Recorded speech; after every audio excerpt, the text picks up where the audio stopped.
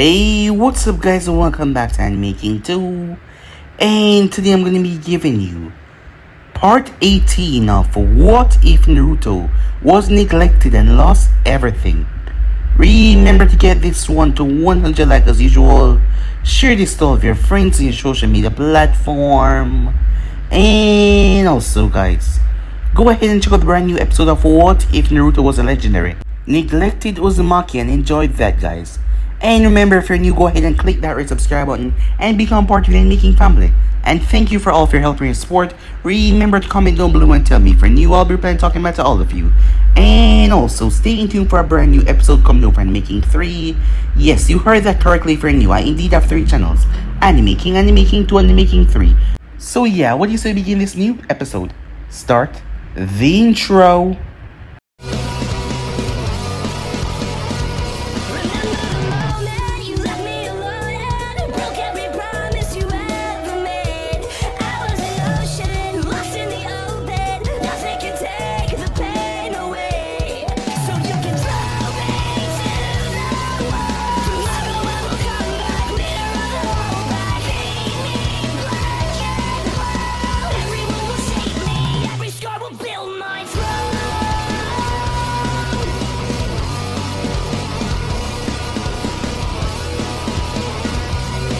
So the last time we left off, at the Hidden Rain, there was Gaara.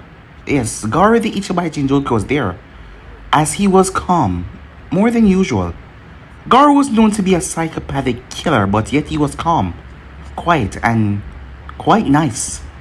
There with him was Gurren, one of Orochimaru's subordinates, who was really nice to him. Something strange was going on as the Jinchurikis were working with the Akatsuki, as they want to deny Tail Jinchuriki from Konoha, saying that they could give him or her a better home. The one that has been going around is nothing but a host, so they need to drive the real one out. That is why a strike was gonna be made on Konoha so they can bring the Jinchuriki out, and Gaara would be a part of that strike. But he just didn't want to hurt anyone, but Gurren told him that it was necessary for the plan. As Gaara understood as he went to play with the other kids. Meanwhile, Karen didn't know what was gonna happen, but Naruto surprised her by telling her that he would be taking her back to Konoha with him, as she was shocked by that. He also fed her as well as she went to sleep. It was then that Yujito came nearby. As she spoke to Naruto, she said some things that pissed him off. Even Manatabi was scared, as she decided to back away. Yujito will have to inform the Akatsuki leader about this. Even she was on the plan as well. The Akatsuki was up to something, and so were the Jinchurikis, and Yujito was going to inform Nagato. Something strange was going on. As Naruto set off back to Konoha, as Anko was at the gate waiting and said that he would be back today. As Karen saw her, the girl Chakra seemed anxious and also worried and also troubled when she saw Naruto. Something was strange, seeing that Karen could read her chakra. They made their way towards the Hokage and then she saw it. The Hokage was nervous and also anxious and also filled with regret, while Naruto was stone cold angry. As he went to get her something to eat at Ichiwaka Ramen, Kushina came by later, but Snatty had a lot of things that could prevent Kushina from touching Karen one bit. So with that, Naruto decided to do the right thing as he adopted her into his clan. He adopted her as his daughter. So with that, a year passed, as it was finally the day for the team assignments, as everyone got ready. Sakura has been obsessed with jutsus ever since she saw Naruto perform that jutsu in the park with Itachi and Anko, as the girl has been working on it non-stop. As Katsumi was gonna graduate and become the best that she could be, all of the kids got ready. Given the fact that he was gonna be a Jonin sensei, Naruto had met up with some of the others, and he met up with Guy, and he had to say the man was over the top. Yes, he was really over the top. But he wasn't a bad person at all, he was just a bit too much. So with that, the exam were taken and Karen also took the exam. Aruka thought that Naruto was crazy when he enrolled Karen into the school in such a short period, but the girl was able to bulk up and she got down everything rather swiftly. And such, she passed the exam. As she came over really happy as Naruto was proud of her. Hinata passed the exam as well. Given that she has spent so much time with Anko, Hinata has really changed. She was no longer the childlike girl that they once knew. She was outgoing. She was a lot like Anko, but a bit less abrasive. But yes, a lot like Anko. Something was wrong as Katsumi could not be found. Mizuki had told Aruka that she was sick. Meanwhile, Katsumi was told by Mizuki that she was supposed to take a special test. As she went and took the scroll of sealing, She thought that it was just a gag for her to do that, and all of the tunings that were there that she slipped past were just ninjas playing the part. But she was attacked. She was badly wounded before Mizuki dropped down, killing Minato's daughter and also giving his lord the forbidden scroll. Orochimaru would grant him a higher place in his forces as he started to strangle Katsumi with the ninja wire. She went into her mindscape as she started to lose consciousness. She heard a growl. She didn't even know where she was. As she heard a voice calling her weak, she then felt it a rush of chakra slamming into her like a tidal wave as Mizuki was blown back by the force as she started to change. So yeah guys, that's basically like left off. You guys can switch across the place and check out for yourself. So let's begin this new episode. Mizuki leaped away as Katsumi went on all fours. Vile red chakra leaped from her very core as she growled. As a red claw hand extended that rushed forward, Mizuki was not fast enough as it grabbed him. It ripped right through his tuning vest, tearing into flesh. As she yanked him towards her, she wasted no time as she ripped into his chest cavity, her mind being lost in the bloodlust. Eat their hearts, eat their bodies. The weak die, and you feast upon them. Your death is your strength. A voice echoed in her head as she tore the man's throat clean open. She did not stop as her hand grabbed onto his chest as she reached in to bite down in his heart like it was normal, something for her normal to do. And then the next minute the red chakra disappeared. Like a soundproof wall had just been pushed around a hall, blocking away every sound. It was just quiet. Katsumi was on her knees. In front of her was Naruto, his rising blade in hand, his cold, blue eyes set on her. A second later, Minato arrived with Anvus. What happened here? Katsumi, are you alright? The girl did not speak, tears in her eyes as blood was in her mouth. She was in shock. It appears she's in shock, Hokage-sama, one of the Anvus said. Probably a medic. We should remove her quickly from the scene to avoid any lasting psychological trauma. Minato's eyes turned towards Naruto.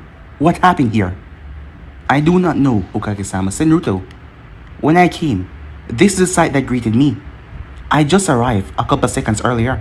Given that this place is close to Senju compound, I sensed it.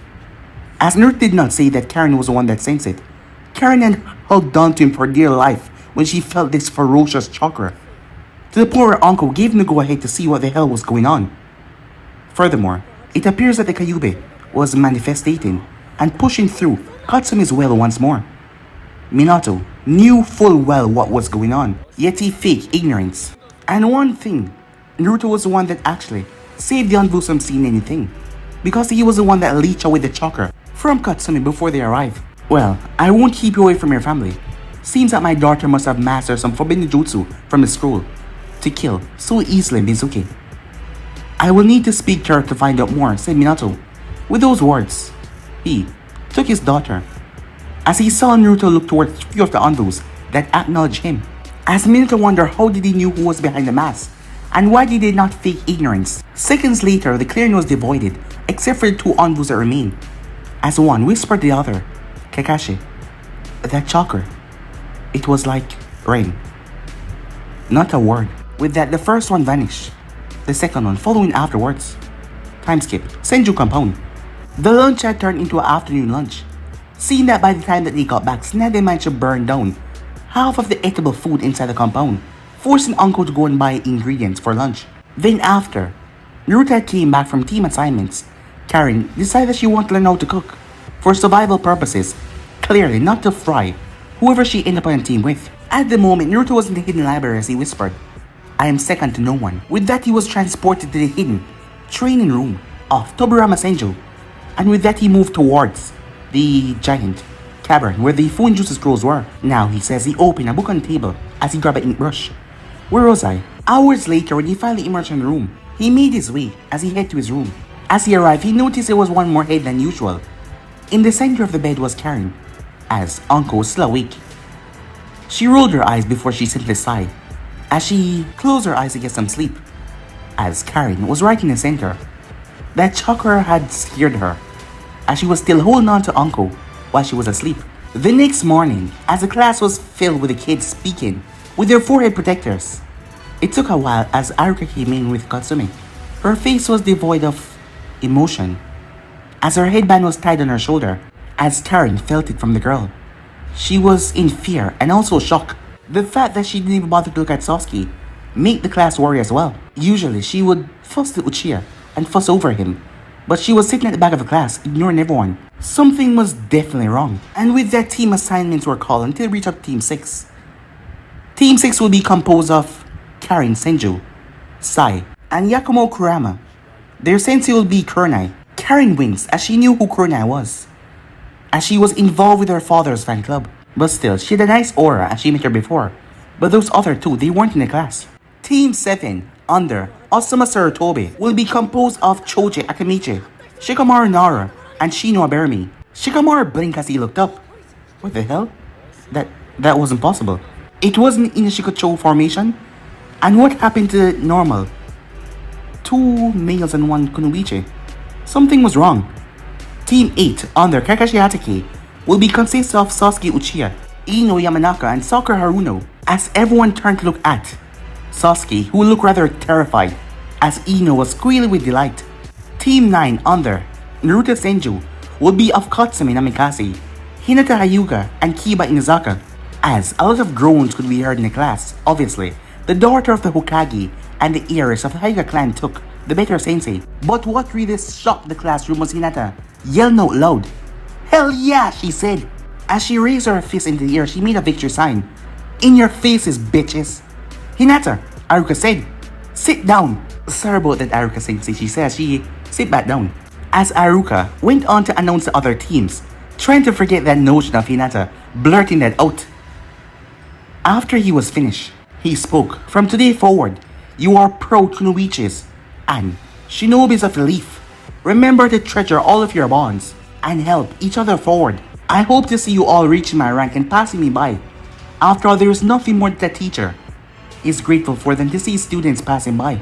The door opened up as Naruto Senju was the first to arrive, as the fur alongside his armor was gone, replaced as his green Jonin jacket was there, but the collar of the jacket was made of reinforced steel, just like his armor. "Team 9, come with me," he said. He waved towards Karen. Swiftly, Kiba was already running down, as Hinata made her way before she paused. She didn't turn. "You coming, Katsumi?" she said.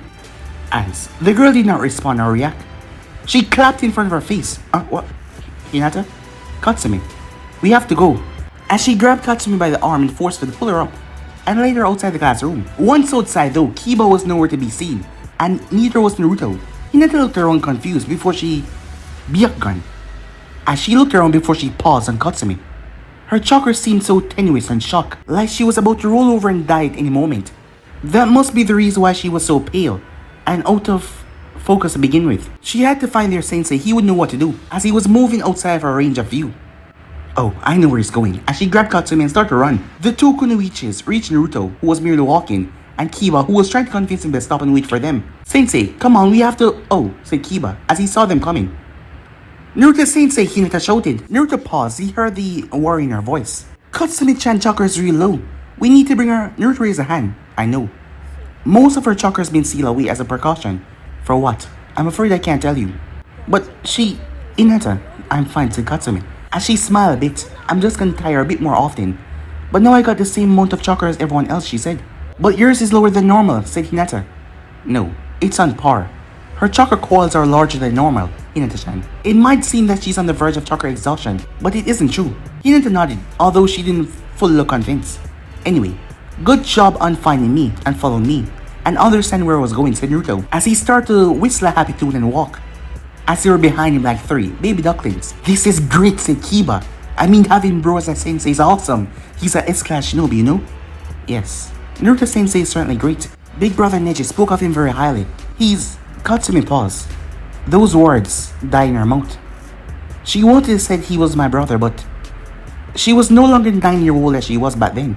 She was now 12 years old. She knew all the anger, the hatred, all the pain and suffering that Naruto went through. And last night she was told the truth. She was the Kaibijin Julki. She was. And she was not told. She was the weapon of the village. And no one knew. Her father had sacrificed Naruto for her. Every time Naruto had taken a stone, a knife, an insult, would that have been the same if she was the one to be sacrificed? But she had grown up alone in an orphanage, in an apartment. She couldn't have forgive her mother. She couldn't forgive her father. Yet she had to understand them. Did she? Did she really have to understand what they did? And how they did? That was their version of the story. What it was in truth. Taking all the blame, all the hate. And yet he pushed through it and became all that he is today. He went through so much, despite if he might not see it that way. He was like the one that saved her. While she was protected and sheltered, and he had to suffer through so much. And he never verbally lashed out at her. He was never angry. Angry at the things that he went through while she was pampered and living a good home while he was out there in the streets. While he had to suffer. She was probably the only one that knew what the team was. It was a trap. A golden jail for her. So that the Kyuubi that she harbored would never escape. Hinata would warn Naruto every time her chakra was gonna go into disarray. Kiba would track her down every time it was needed. And Naruto could suck away her chakra. She was basically surrounded by jailers. As Naruto was a hero that jailed the Kyuubi, how ironic. Right now, at the very moment, he was a jailer of another one. As they came upon training ground 3, there was 3 wooden posts with 3 persons tied up on it. Anko, Midarashi and Ibiki was there. In front of the people on the pole, Sudakuna in front of each of them. As Naruto stopped in front of the 3 tied individual, as he turned and faced the students, well, this is a test that decide whether you're fit to be a shinobi or not. 3 kunais, 3 individual, each of you get 1. So no need to be excited about it. So go ahead and kill them, said Naruto. The 3 students gulp. Hinata activated her Byakugan to find the joke to see what was going on if they were clones, but they each had their own chakra pathways. They were all knocked out. 3 of them were male, 2 of them dark brown hair, the 3rd, the grey one. She looked towards Naruto. What were their crimes, she asked. They disobeyed orders. They were tasked to bring back important information back to Konoha, but instead they exchanged it for one of their teammates that was captured by the enemy previously. Their treachery cost us 27 good men of the Anvu Corps. A very treacherous price to pay. Their families want their blood, and you all will be tasked to give it to them. That's the test, said Kiba, as he grabbed one of the kunais, but his hand didn't move, other than just grabbing onto it. He always thought that his first kill would be in the midst of a battle. Not like this.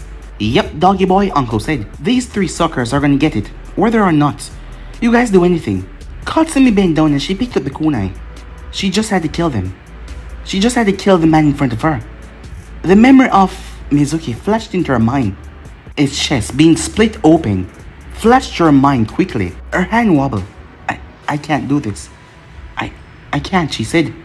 This is a team exercise. You either all pass or you all fail, said Naruto. Kiba and Hinata turned their gaze towards Katsumi. Katsumi, come on. We have to do this together. What happened to becoming a strong Kunoichi, Hinata said. I can't. Why don't you go first then, said Katsumi. You go first and I'll follow, as she dropped the kunai. Fine. Kiba, Hinata said. Well, I can't go back to my mother and told her that I chicken out, right? As he closed his eyes and rushed forward. He was just gonna do it fast with his eyes closed. Kiba heard that cry of pain as blood splattered. He missed the vital spot as the man was now weak, crying out in agony. Give him the killing blow, kid. Quick hit to the neck or you fail anyway, said Ibiki, as Kiba brought the kunai up and sliced as blood sprayed on him. Hinata moved forward as she delivered a swift Jayugen strike, not using the kunai. Katsumi, your turn, Hinata said, as she placed her hand to her mouth as she was about to puke.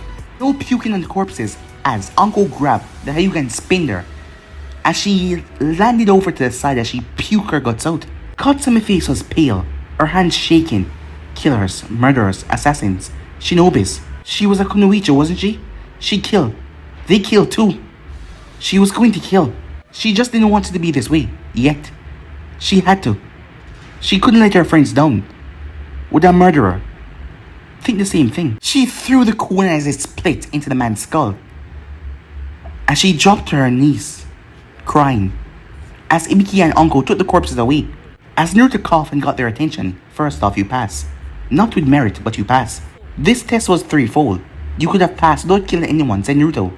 At that, Kiba turned green. If you had refused on the principle that the shinobis could not be faulted because they helped their comrade escape.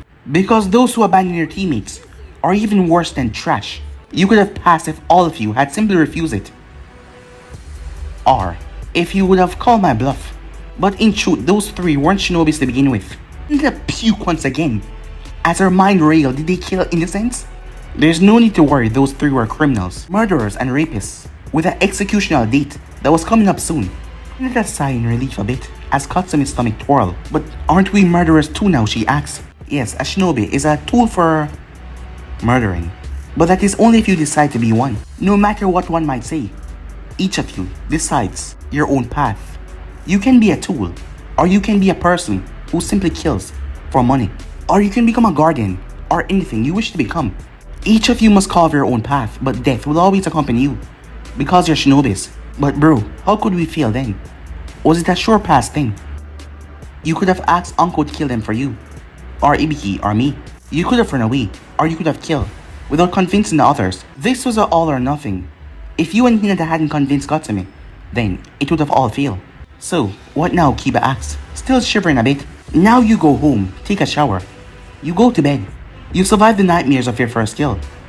And tomorrow morning, at 7 AM sharp, you show your face in front of Hokage's tower for your first mission.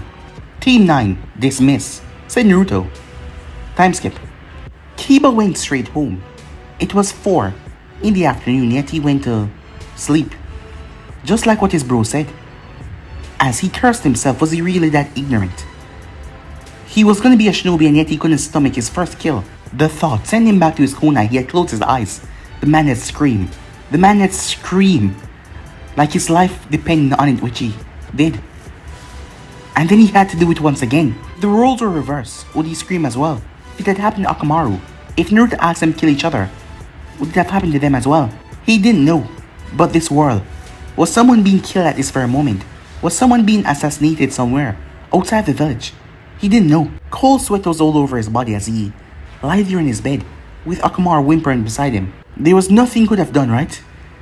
His team had passed. Team 9 was now official.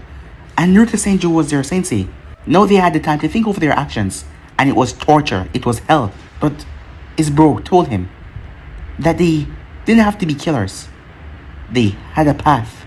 They could make their own path in this world.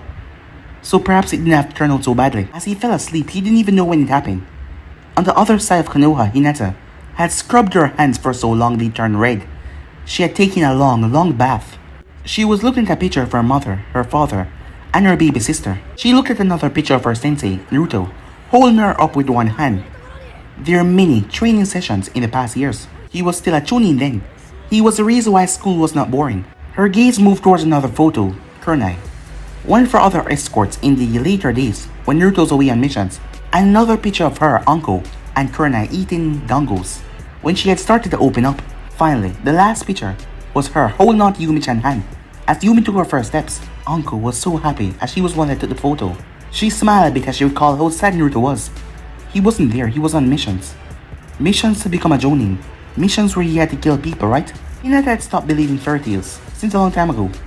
Maybe it was when her mother died. Maybe it was Naruto when he put up a family. The person she had a crush on for so long. Maybe it was when Uncle started to train her. Maybe it was one of her father's words or something like that. Maybe it was one of the gifts from the elders.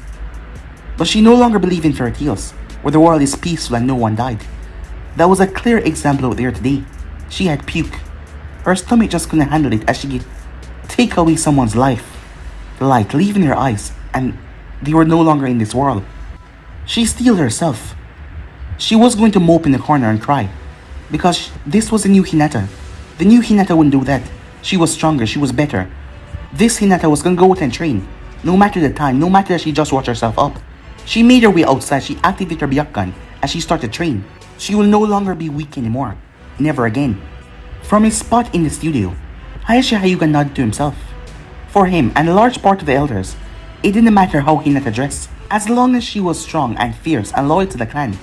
But as long as she didn't go wearing anything explosive out of the way. As a father, he would shut that down. But she was getting stronger and better. Meanwhile, for Katsumi, she returned home with a haunted face. Her eyes were dim.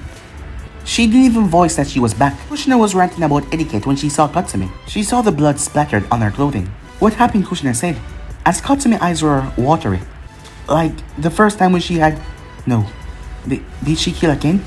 But Katsumi, speak to me, please, said Kushina.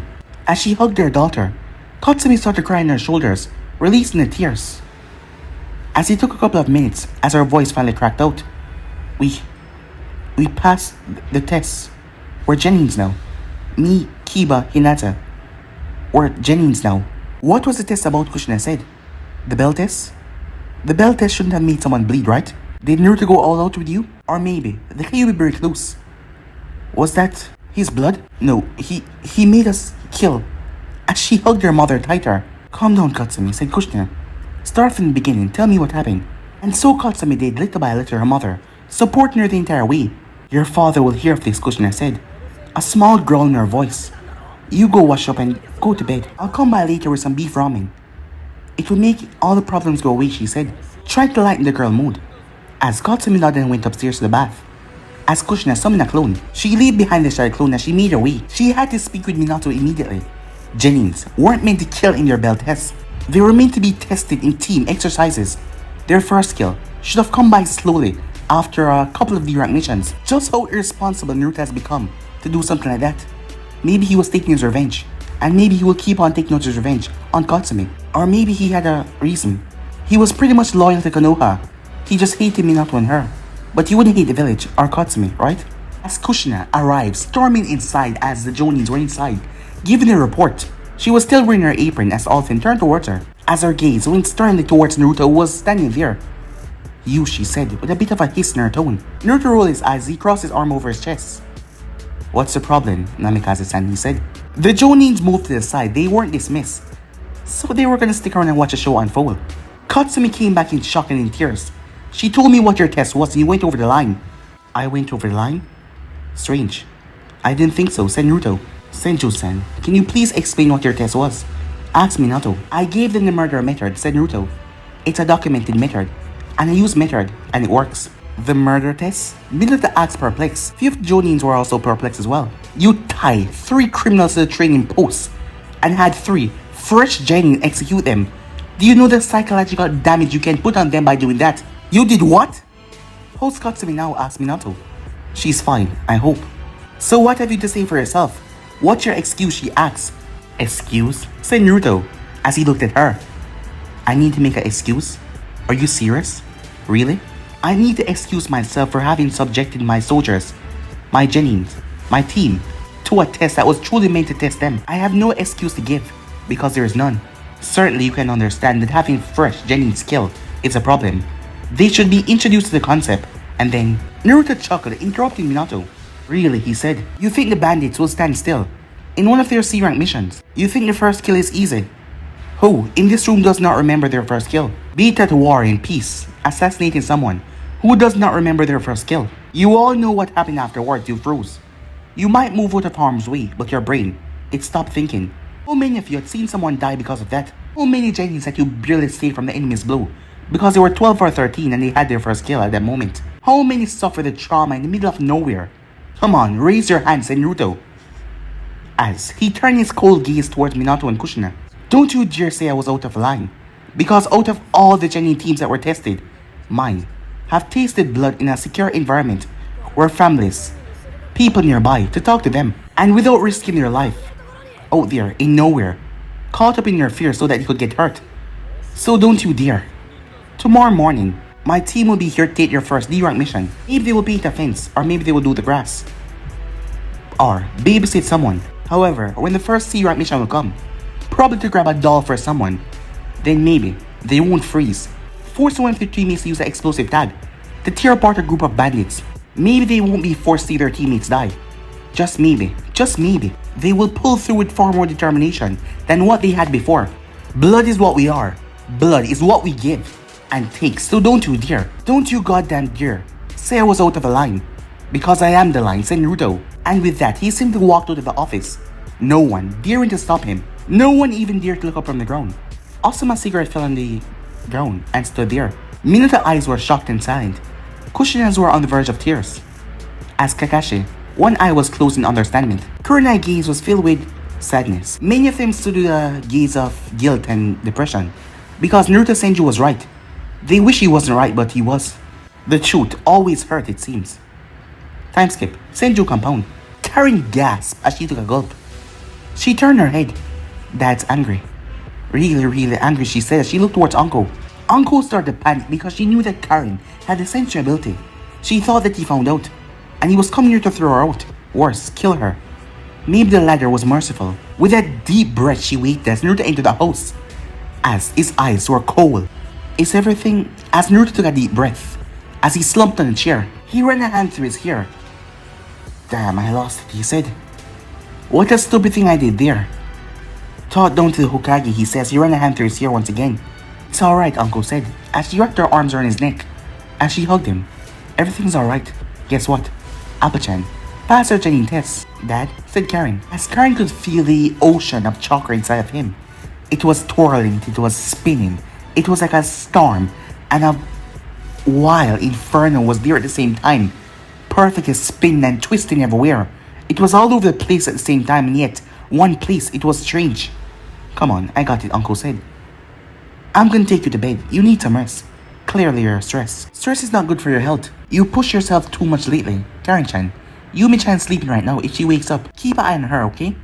As she nodded, as Uncle pulled him upstairs, she planted a gentle kiss on his lips.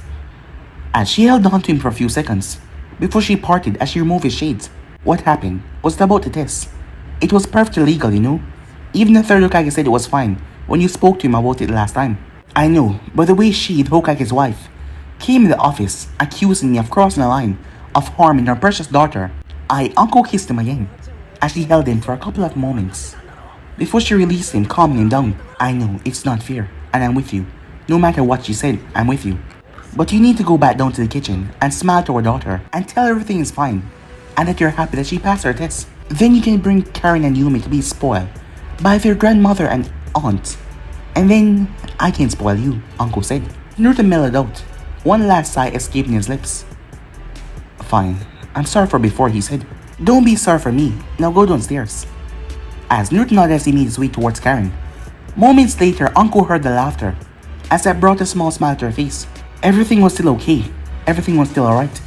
But for how much longer, she wondered to herself. For how much longer would it last? Forever was a dream that would not last forever. Perhaps she could convince him though, to stay, to not push her away, regardless of everything. She at least had to try, because she knew that one day he will find out, and it was gonna be bad. Very, very bad. The next day, Naruto Senju walked towards the tower, in a strangely bright mood. He didn't have his cold demeanor, as he was outside the tower, waiting for his Genins. The first to arrive was Kiba, who was limping a bit, as Naruto raised a perplexed brow. I'm fine, said Kiba, as he noticed the look. Training went bad. Nothing broken, though. Just muscle ache. As Naruto's hand glowed green as he reached for his leg, then for his rib, and then to his arm. Kiba, lie to me again, and I'll make a pelt out of your skin. Understood? Kiba gulped.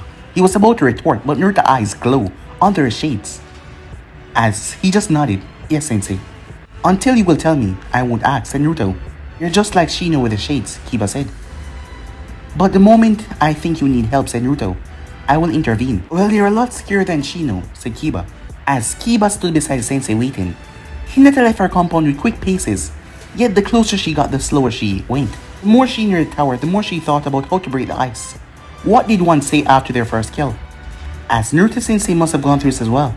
Everyone must have once in their life. And if they could do it, so could she. So she pretended like nothing happened. Sensei, Kiba-kun, you're both early, she said. She was rewarded with a smile from the both of them. Early rise mean early mission, said Naruto.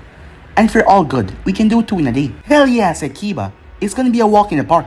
I hope not. You would not learn anything if it was that easy, said Naruto, as he closed his eyes and hummed to himself, as his 2 students started to speak to each other. Kid things.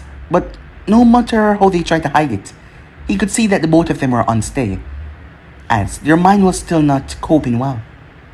They were showing little signs here and there, but they were trying to speak about different things to keep their minds off of it, trying like nothing happened the other day. As Naruto felt it through the water, the sweat on her forehead, as he felt the heartbeat increase as she was coming closer and closer.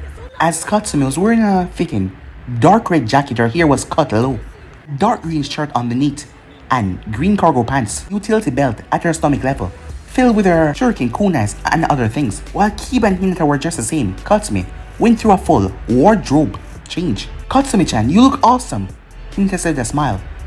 Awesome? She looked kick-ass, said Kiba. That action made her blush slightly as she turned her head towards Naruto. She bowed slightly. I'm sorry I'm late, Sensei.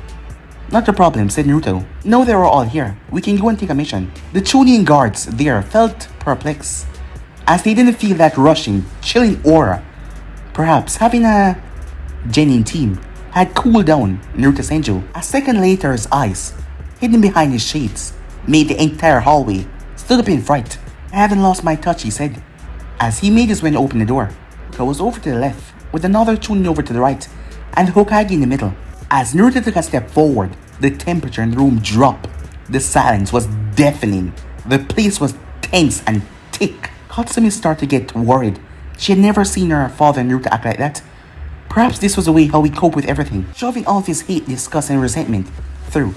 His eyes straight towards his father. As Naruto spoke, its words were polite, but they were cold. I apologize for my yesterday outburst, Hokage-sama, and I apologize for my wife's actions. She shouldn't have questioned your judgment like that. Both Kiba and Minato turned towards Katsumi, who looked at them confused. She didn't know. She would ask her mother eventually, but she just hoped the tension would diminish. I think my team can take this mission, said Naruto as he tapped on the scroll. Minato opened the scroll and looked at it, before he nodded as he handed it towards Haruka, who put his stamp on it and gave it to Naruto. As Team 9 was given the mission to paint a fence. Once Naruto left with his team, the temperature returned back to normal, as many of them in the room, the Chonins over to the other side, catch their breath a bit. The fence belonged to a farmer outside of Konoha. In exchange for a low price on the mission, he gave low prices on his products towards the village. Leaving the safety of Konoha walls, Kiba was bouncing up and down like a puppy, exploring the place, as that scene made Hinata smile a bit in amusement. Katsumi was nervous, as she kept on glancing at Naruto every single minute. Hinata got really annoyed. She was always the one fidgeting when she was younger, and she believed that she'd done enough fidgeting for the entire village of Konoha. Sensei, Katsumi-chan has a question. I'll go reach a mutt boy before he falls in a dish and break a leg. As Hinata rushed off, leaving the two of them, as Naruto's gaze turned down towards Katsumi, who looked towards the ground. Katsumi-chan, he said. Do you hate that? She blurted out, without thinking much of it. You are asking a shinobi of Konoha if he hates a Hokage. Girl, I don't think I'm gonna answer that, said Naruto, with a light chuckle. Yeah, she said. Do you ever remember all the person you killed? She asked. No, that's a good question, but I'm afraid no. Except for the first kill, though. The explosive tag make for a quite messy first experience. But after a while, the faces blur, and it become a routine, nothing more. Is that the same for you, Sensei? Katsumi asked. No, Katsumi-chan, he said. When I kill, I always wonder if I could avoid it. Maybe if I was stronger or something like that. Ironic, coming from someone who has a great share of assassination missions under his belt. She decided to ask what she wanted to ask to find out. Sensei, why were the teams made this way? She asks. My daughter team is special cases. She, Sai and Yakumo are both Genins who have entered later or have special permission to become one without passing through the academy. That is why Kurunai was in charge of them. She's kind of motherly and the best for making them produce good results. Shikamaru, Choji, and Shino are three persons can work well together because they are a good, effective wall that can use for stalling, crushing, and draining. On the other hand, Kakashi, who's as lazy can go, has been given a team with Sasuke, who will need Sharingan training, and the copycat ninjas all know their Sharingan left, and the two Kunoichi who can become something, or nothing at all, just pass bys because of luck. And finally, our team is composed of attackers. Kiba gets a single enemy, Hinata gets a bunch, and you crush the majority. Your high chakra levels are essential for that. But know that you're sealed. But with time, we will make sure that you are able to use more and more. So, you made us kill because... Katsumi was surprised she was wrong. Their team was made for attacking and slaughtering. That kill in the training ground was not going to be the last one. Kiba, Hinata, come back here, said Naruto, as he ran straight back. Now let's assume a formation that formalized the formalities from practice, said Naruto. As Kiba blinked, that was so horrible. As Naruto punched him over the head, as he was stuck in the middle, between Hinata and Katsumi, and he couldn't run ahead or increase his pace. Behind the three of them, Naruto walked. He hadn't lied when he told Katsumi about the teams, because he was the one to have chosen his. Little by little he was resting in the position of Hokage, out of Katsumi's father. He had no doubt that Minato knew, but yet he wasn't doing anything to change it. He was walking a difficult line though. His outburst in the office had more than one meaning. He was a line. He was a line between light and darkness. He was a perfect, laid back and stern attitude. He was a teacher, an assassin, a shinobi. He was more than a Hokage in the making. He was practically already made. Now he just needs to rest in the position. Soon, everything will fall in place. The Chunin exams later that year will top of the scales. It will be a gamble. Yes, a really big gamble. The farm then came into view. An hour later, as the wooden fence was long. It will take them practically the entire day. The cans of paint are over there, said Naruto. Remember, double passing, and the job must be completed before sunset. Good luck. You're not helping, bro? Kiba asked. Me? Of course not, said Naruto. You were the fixer of the team and all, so good luck, said Naruto, as he lied down on some hay nearby. Kiba looked towards the fence as he sighed. But Hinata came up with a plan. I know what to do, she said, as she had a perfect formation how they could get it done quickly. Flashback, day before Kakashi's team. Sasuke-kan Ino squeal, as Sasuke had enough of her. He placed her under a light genjutsu, but even in her dazed state she was screaming out his name. As Sakura, with a scroll in her hand, bobbed the girl over the head, snapping her to the genjutsu. It's a genjutsu. As Ino realized she was hugging the chair, it was not Sasuke. As Sakura sat down, as she opened her scroll back, Sasuke took that moment to realize there wasn't two squeals, there was only one. As he looked towards the pinkier girl that wasn't even giving him any attention. Perhaps not the entire team was bad, as she was studying a scroll. As Ino came back over and started to talk her mouth off, Sasuke snapped as he slammed his hand on the table. As he looked towards Sakura, how can you ignore her? Sakura turned as she removed the earplugs that she had in her ear. Say something? It was enough. Screw this. Screw this class. Screw the both of them. Screw that silver hair guy that just came in. Screw this all, Sasuke said as he made his way. As he didn't realize. You're 3 hours late, Sasuke said as he looked towards Kakashi. Kakashi put a finger in his ear. My first impression is, you're all noisy. The pink-haired girl, eyes widened. Kakashi-sama, she said. The copy ninja, as the girl's eyes were sparkling. Meet me in training ground 7. Don't be late, he said. With that, he was gone. As Sasuke made his way through the door without waiting, Ino went after him. Sakura leaped through the window. Kakashi was shocked. He didn't expect this at all. He thought Sasuke would arrive first, but the pink-haired girl did. And not to mention he was reading his Ichi Ichi series, yet she was fawning over him. No one did that. When will we start jutsu training, sensei? Is it true that you know over 1,000? Is it? Is it? He realized that she was obsessed with his jutsu and his knowledge, not for him. How did you get here so fast, he asked. I traveled on the rooftop, she said. He blinked. Did you use chakra? Yes. I enhanced my leg muscles to run here faster. I'm just that awesome, she said. Sasuke arrived a moment later. Sasuke-kan! As Sasuke turned as he saw that annoying blonde behind him. As Kakashi's ears twitched at the girl screaming out Sasuke's name. Earplugs, said Sakura, as she gave it to her sensei. Do you have any other? Sasuke asked in a pleading tone. Nope. As Ino cried out his name once again. Alright, that's enough of fawning over someone today. So let us get on with getting to know each other, said Kakashi. He was glad it was already 2 in the afternoon so he could get everything over with. First off, tell me about yourself, your likes, your dislikes, your dreams. Things like that, he said. Sakura raised her hand. Can I go first, she asked. As Kakashi nodded. My name is Sakura Haruno. I like jutsus. Anything jutsu related. And anything that can help me learn more jutsus. I dislike people who spit on other people's hard work and steal other people's efforts. Kakashi winced at that. She was in for a rude awakening. My dream is to memorize the entire library jutsu section of Konoha.